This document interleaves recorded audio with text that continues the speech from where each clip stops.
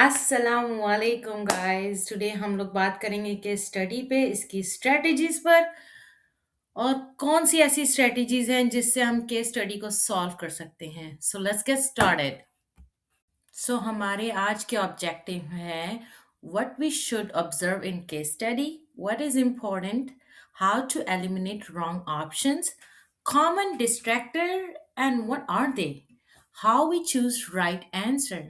सो basically हम लोग आज पूरी केस स्टडी में पढ़ेंगे या केस स्ट्रेटजीज में पढ़ेंगे कि केस स्टडी होती क्या है, कैसे ऑब्जर्व करते हैं, क्या कॉमन डेटा हम कलेक्ट करते हैं, कैसे एलिमिनेट करते हैं रॉन्ग आंसर को, और कॉमन डिस्ट्रैक्टर कौन से होते हैं, कैसे हम जानते हैं कॉमन डिस्ट्रैक्टर क्या है, और राइट आंसर चूज करने में कैसे हम अपनी हेल्प कर सकते हैं बेसिकली।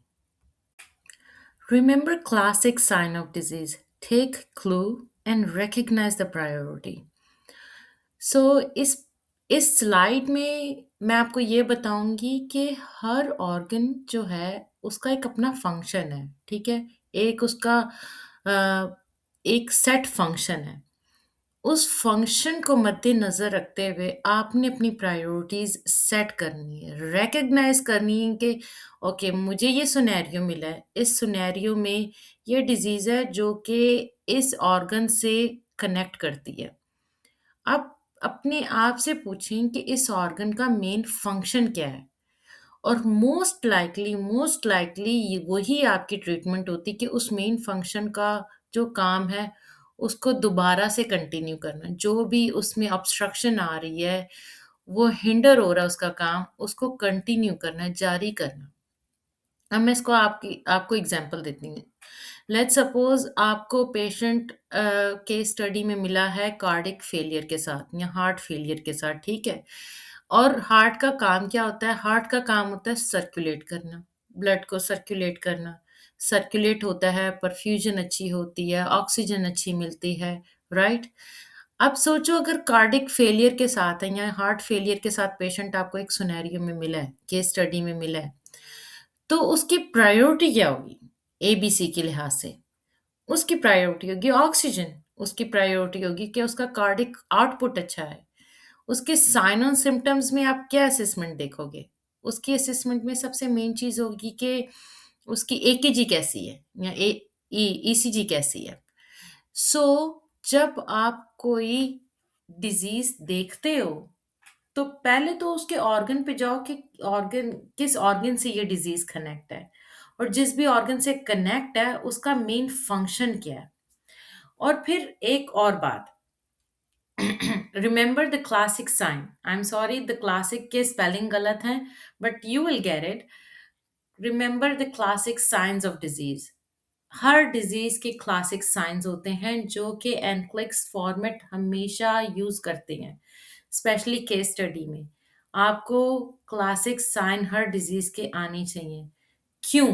क्योंकि इससे आप, like classic sign it's like a card है, आईडी कार्ड है। हर डिजीज का आईडी कार्ड होता है, एनआईसी कार्ड जैसे कहते हैं।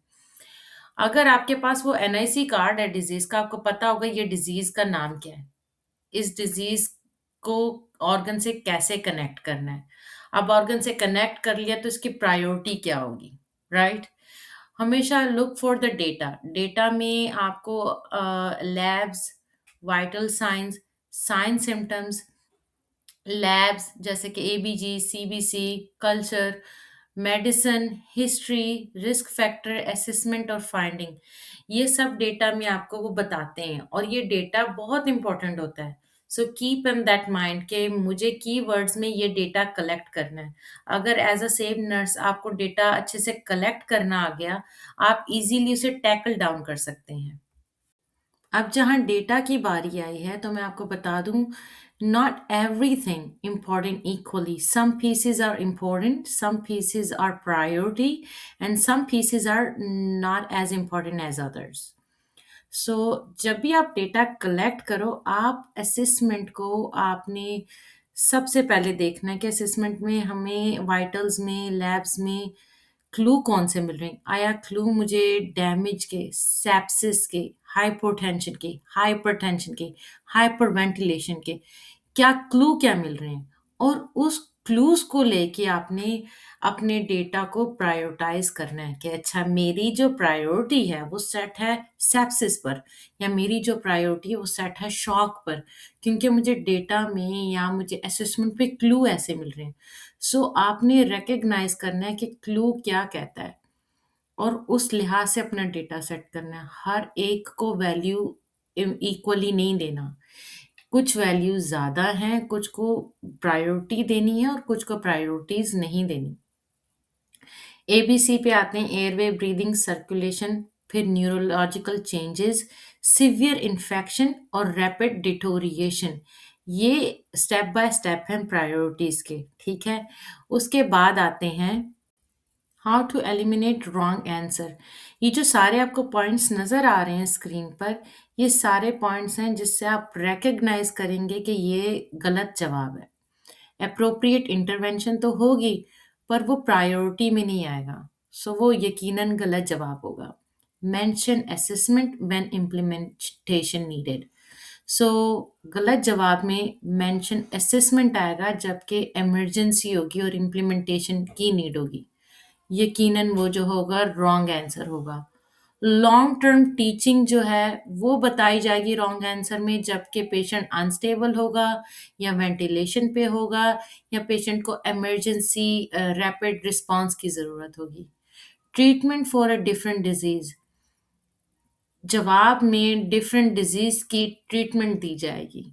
जैसे न्यूमोथोरैक्स की ट्रीटमेंट दी जाएगी जबकि पेशेंट आपके पास नमूनिया का आया हुआ है।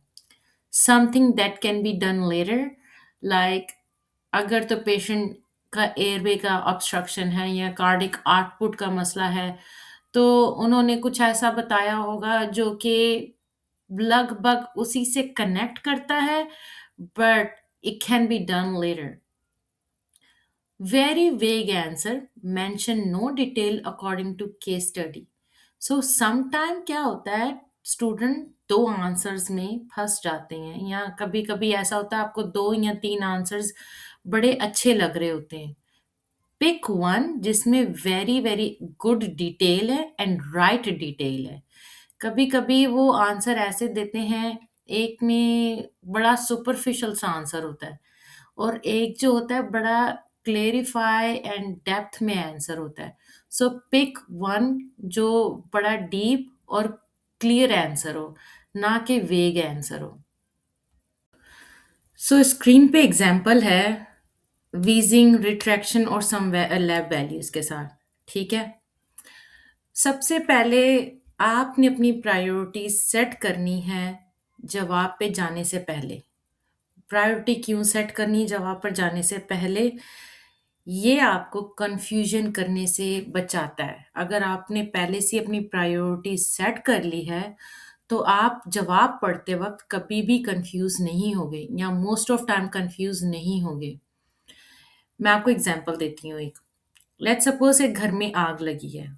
वो घर खुदा ना खास्ता वो आपका घर है, ठीक है? उस घर में पैसे हैं, आपकी मेहनत की कमाई है, आपके सारे लीगल डॉक्यूमेंट्स हैं जिसकी वजह से आप बाहर के मुल्क जा सकते हो और आपकी फैमिली है। अब आप मुझे बताएँ, ये तीनों चीज़ें अहम हैं, पर आपकी प्रायोरिटी क्या होगी? उम्मीद करती हूँ वो आपकी फैमिली होगी, राइट? और आपने उस घर में जाके किसी एक चीज़ को फिक्स करना है या किसी एक चीज़ को बचाना है, तो किस चीज़ को बचाओगे? पैसे को, अपने लीगल डॉक्यूमेंट को या अपनी फैमिली को? यकीनन आप अपनी फैमिली को बचाएँगे, राइट? सो इवन आप घर में जाने से पहले, जिस घर में आग लगी उस घर में जाने से पहले आपने अपना दिमाग सेट कर लिया, आपने अपने दिमाग को ट्रेन कर लिया है कि दिस इज़ माय प्रायोरिटी। ये मेरी फैमिली मेरी प्रायोरिटी और मुझे उनको जाके फ़ौरन बचाना है।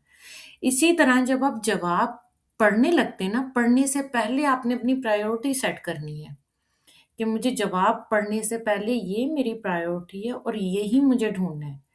यकीनन या तो वो प्रायोरिटी या उससे लगभग मिलता-जुलता आपको जवाबों में मिल जाएगा। इससे क्या होता है कि इंसान कन्फ्यूज़ नहीं होता और कॉन्फिडेंटली अपना जवाब चुनता है। सो जब आप लैब वैल्यूज़ पढ़ो, साइन सिम्पटम्स पढ़ो, तो आप अपने आप से पूछो कि इस सवाल, एक तो सवाल पूछ क्या रहा है और इस सवाल में मेरी as a safe nurse priority क्या है, मुझे किसको फिक्स करना है। बहुत सारे जवाब डिस्ट्रैक्टर वो ऐसे देंगे जो डिजीज से बहुत मिलते जुलते होंगे या डिजीज की ही इंटरवेंशंस होंगे, बट आपने वो पिक करना है जो अहम है, जो सबसे अहम है। सवाल में सारे जवाब बहुत अहम होंगे लेकिन सबसे अहम कौन सा होगा, आपने वो पिक करना है। इसीलिए मैं कह रही हूँ कि जवाब पर जाने से पहले या सारे जवाब पढ़ने से पहले अपनी प्रायोरिटी से फिक्स करो। अपनी प्रायोरिटी फिक्स करो और अपने आप से पूछो, why I picking this, why I am picking this priority. So is it priority of bronchodilator और ऑक्सीजन। अगर आपके पास एस्थमा का पेशेंट आया है और उसको रिट्रैक्शंस है, वीजिंग है, ईआर में आया है, तो प्रायोरिटी क्या है, ऑक्सीजन या ब्रोंकोडायलेटर। ये बहुत अच्छी एग्जांपल है क्योंकि ये दोनों ही बहुत अहम है। पर सोचने की बात है कि अगर ब्रोंक्यूल से ब्रोंकोस्पैज्म है, ब्रोंक्यूल से ऑब्स्ट्रक्ट है, तो आप जितनी भी ऑक्सीजन देते हो it really doesn't matter. So you need to open that area in order to fulfill the patient's needs, right? Bronchodilator जो है वो आपकी एस्थमा में प्रायोरिटी होनी चाहिए, क्योंकि अगर पेशेंट को ब्रोंकोस्पैज्म है तो अगर वो ही एरिया ही ब्लॉक है, एरिया ही बंद है, तो ऑक्सीजन देने का कोई फायदा नहीं है। So that's why pick your priority. कभी कभी जवाब में सारे जवाब लगभग सेम ही लगते हैं, लेकिन आपने देखना है कि कौन सा टूल मेरे पेशेंट के लिए या उसकी प्रॉब्लम के लिए इस वक्त बेहतर है, कौन सा टूल जो है अभी के लिए अभी की प्रॉब्लम फिक्स कर रहा है। So what can be the distractor in this scenario. Scenario patient wheezing के साथ है, रिट्रैक्शन है, उसकी पीएच बढ़ा हुआ है, क्या मसला हो सकता है, क्या डिस्ट्रैक्टर होंगे। हम लोग आज राइट आंसर पे फोकस नहीं कर रहे हैं, हम लोग आज रॉन्ग आंसर को ऑब्जर्व करेंगे कि क्या एनक्लिक्स डालता है रॉन्ग आंसर में, जिससे हम पहचान सकें कि probably it will be wrong. Give O2 2 litre through mask. अब पेशेंट रिट्रैक्शन के साथ है, क्या 2 लीटर इफेक्ट है। Reassess patient airway. जब हमारी असेसमेंट हमें नज़र आ रही है आंखों से, क्या हमारे पास इतना टाइम होता है कि हम रीअसेस करें पेशेंट को, अगर पेशेंट वीजिंग और रिट्रैक्शन के साथ है। I think it's enough assessment. Patient का डेटा उन्होंने इनफ दे दिया, हमें रीअसेसमेंट करने की नीड नहीं है। Draw a blood for allergies. Probably asthma allergies के साथ होता है, but do we really have time right now to do it, or maybe give bronchodilator and provide O2। जाने से पहले सवालात पे आप अपने आप से पूछो, ये सारे जो जवाब हैं, ये हम सब जवाबात करेंगे, असेसमेंट भी करेंगे, ब्लड भी ड्रॉ करेंगे, ऑक्सीजन भी देंगे, बट क्या ये सब प्रायोरिटीज़ हैं हमारी। जब मैंने डिस्ट्रैक्टर डाले थे तो मैंने इस लिस्ट को फॉलो किया था। इस लिस्ट में क्या था, appropriate intervention but not priority. Intervention क्या थी, ऑक्सीजन, बट क्या ये प्रायोरिटी थी। इससे मुझे पता चला कि यार मैं ये अगर डिस्ट्रैक्टर डालूंगी तो मोस्टली नर्सेस कंफ्यूज हो जाएंगी। Mostly mention assessment when implementation needed. मैंने रीअसेसमेंट डाला जबकि मुझे पता है पेशेंट इमरजेंसी में है, इम्प्लीमेंटेशन की नीड है, तो मैंने ये डिस्ट्रैक्टर डाल दिया, बी वाला। Something that can be done later. Draw the blood for allergy. ये जो है it can be done later and this is the distraction, तो मैंने ये डाल दिया। Very vague answer, mention no detail according to case study. मुझे लगता है वेग आंसर था O2 2 लीटर, क्योंकि ये आंसर राइट था, ऑक्सीजन की उसको नीड है, बट इसमें ऐसी कोई डिटेल नहीं थी जो मुझे ऑप्शन डी में मिली। डी में वेरी डिटेल्ड कि उसको ब्रोंको डायलेटर की नीड है और ऑक्सीजन की नीड है। सो ये मैंने जो ऑप्शन है, ये ऑप्शन मैंने इस लिस्ट से बनाए हैं, जो लिस्ट आपको स्क्रीन पे नज़र आ रही है ब्लू में। Few hours later, nurse see new labs. PCO2 has been increased. Patient seems lethargy and fatigued. Ask yourself, is it worse? What it could be? How to fix it? Think precisely with rationals before even read the answers. Why I need to think precisely with rationals? Because I don't want to get confused. I know they are sitting there making the questions and answers to make me confused. अगर मैं बगैर तैयारी के बगैर mind set के साथ जाऊंगी, I will probably get confused.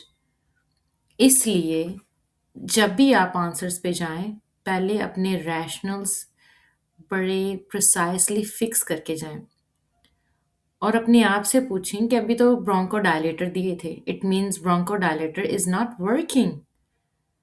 Now my priority has been changed. But why? Why is not working? क्योंकि जब जवाब आपको वो देंगे, वो उधर बैठे ही आपको डिस्ट्रैक्ट करने के लिए हैं। तो आपने अपनी प्रायोरिटी सेट करनी है कि अच्छा, PCO2 हैज़ बीन इंक्रीज मतलब कि उसका सांस कम आ रहा है।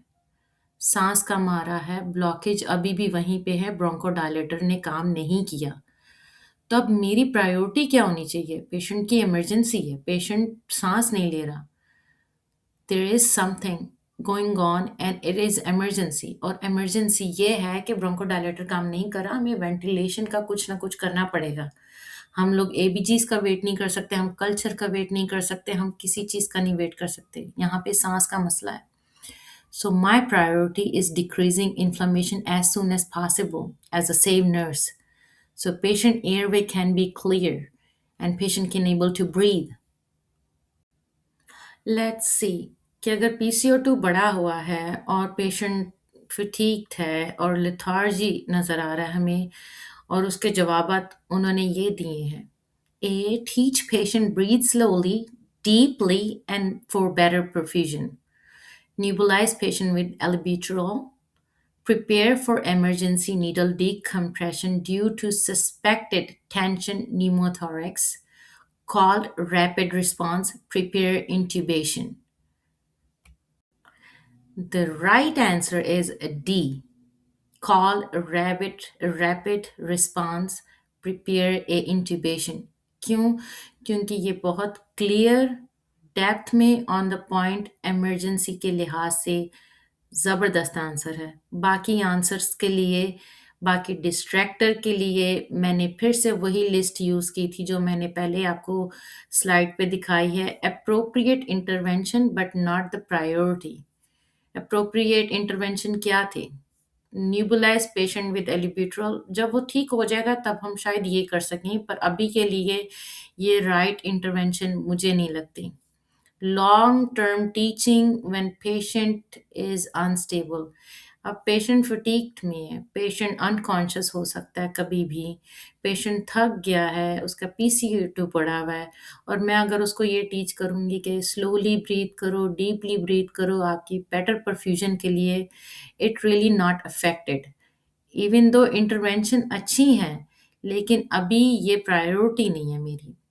फिर मैंने एक और डिस्ट्रैक्टर यूज़ किया, treatment for a different disease. हम लोग एस्थमा की बात कर रहे हैं और सी पे हमें बताई जा रही है प्रिपेयर इमरजेंसी नीडल डिकम्प्रेशंस, जबकि बात एस्थमा की हो रही है। And very vague answer mention no detail according to case study. ये मैं ए ऑप्शन की बात कर रही हूँ और बी की बात कर रही हूँ कि वेरी वेग आंसर है, इसमें कोई डिटेल्ड नहीं है जो कि सवाल के अकॉर्डिंगली पूछा जा रहा है। ये केस स्टडी से तो कनेक्ट कर रहे हैं, बट जो सवाल है उससे कनेक्ट नहीं करेंगे। So just keep in mind कि ये डिस्ट्रैक्टर्स एंड क्लिक्स में भी यूज़ होते हैं। ये डिस्ट्रैक्टर्स केस स्टडीज़ में बहुत यूज़ होते हैं, जिसमें ट्रीटमेंट जो है डिफरेंट डिजीज़ की दी जाती है। टीचिंग बताई जाती है जो कि उस पेशेंट को बताई जा रही है जो मोस्टली या तो अनस्टेबल है या अनस्टेबल होने वाला है। आंसर्स वेरी वेगली होते हैं, कोई डिटेल्ड नहीं होती व्हाट्सोएवर। आपको असेसमेंट बताई जाती है जबकि इम्प्लीमेंटेशन की नीड होती है। केस स्टडीज़ जो है उसमें सिनेरियो आपको दे दिया जाता है और उस सिनेरियो के बदले आपको सवालात की सीरीज़ प्रोवाइड की जाती है। 2 सवाल में प्रायोरिटी और इंटरवेंशन में भी पूछे जाएँ और बाद में पेशेंट डिटोरिएट कर जाए या सिक हो जाए या इमरजेंसी हो जाए कोई, तो उस लिहाज से वो लोग ये डिस्ट्रैक्टर सेट करते हैं, आपको कन्फ्यूज़ करने के लिए, ताकि वही नर्सेज़ पास कर पाएँ एग्ज़ाम जो कि सेफ़ली प्ले करती हैं, जिनको अपनी प्रायोरिटीज़ का पता है, they know their rationales. Classic sign of disease, think like a card, ID card. हर डिजीज़ का आईडी कार्ड होता है और उस आईडी कार्ड के तौर पे वो डिजीज़ पहचानी जाती है। अगर आपके पास वो आईडी कार्ड नहीं, इट मीन्स आपको उस डिजीज़ की पहचान नहीं है। ये आपकी नॉलेज बेस्ड है, इसमें कोई स्ट्रैटेजी काम नहीं आने वाली, ये आपको पढ़ना ही पड़ेगा। क्लासिक साइन आपको याद होने चाहिए केस स्टडी के लिए। डिजीज़ को ऑर्गन के साथ कनेक्ट कैसे करना है, ये आपको पता होना चाहिए। Anatomy of the organ, of that organ, ठीक है? ये आपको पता होना चाहिए कि एक एनाटमी क्या है ऑर्गन की, दिल की, किडनी की, लिवर की, दिमाग की, लंग्स की। एनाटमी आपको बेसिक एनाटमी पता होनी चाहिए। Know the function of that organ so you identify the priority. अगर आपको ऑर्गन का फंक्शन पता है और आपको पता है कि इस ऑर्गन में कोई प्रॉब्लम आ रही है, तो आपको इजीली प्रायोरिटाइजिंग करने में स्टेप्स बहुत इजी होगा, क्योंकि आपको पता होगा इस ऑर्गन का फंक्शन ये है और प्रॉब्लम की वजह से ऑर्गन का फंक्शन रुक रहा है। तो अब ये इसको क्या कहना चाहिए, फ्लो आउट करने में या इसको सही करने में मेरी प्रायोरिटी क्या है। सो अगर आपको ऑर्गन का फंक्शन आता है, आपको उस ऑर्गन को डिजीज़ के साथ कनेक्ट करना आता है, तो प्रायोरिटाइजिंग करना बहुत सिंपल और ईज़ी हो जाता है। इवन रैशनलाइज़ करना बहुत ईज़ी हो जाता है। कॉमन डिस्ट्रैक्टर मैंने इसमें दिए हुए हैं और आपको पता है कॉमन डिस्ट्रैक्टर्स क्या हैं अब इस वीडियो के through. Common distractor is just the strategy आप उससे गलत सवालों को एलिमिनेट कर सकते हैं। रिमेंबर कि strategy is not the magic to give you answer. Strategy is just the one extra step that you can learn to reach right answer. But right answer के लिए आपकी नॉलेज एंड क्रिटिकल थिंकिंग दोनों important है। Common distractor के लिए तो आप critical thinking use कर सकते हो, बट अगर आपके पास नॉलेज है तो आप नॉलेज एंड क्रिटिकल थिंकिंग को मिला के राइट आंसर तक पहुंच सकते हो। तो नॉलेज भी इम्पॉर्टेंट है क्रिटिकल थिंकिंग के साथ। Set your priority and rationalize before you go to answer. आपने अपनी प्रायोरिटी सेट करनी है और अपनी प्रायोरिटी को रैशनलाइज़ करना है कि क्यों मैं ये सेट कर रही हूँ, ये कर रहा हूँ, जवाबों पे जाने से पहले। This will protect you not to confuse between 2 or 3. It will straight you up only one answer. This is the summary of this video. Hope this video help you and might be help your friend if you share it.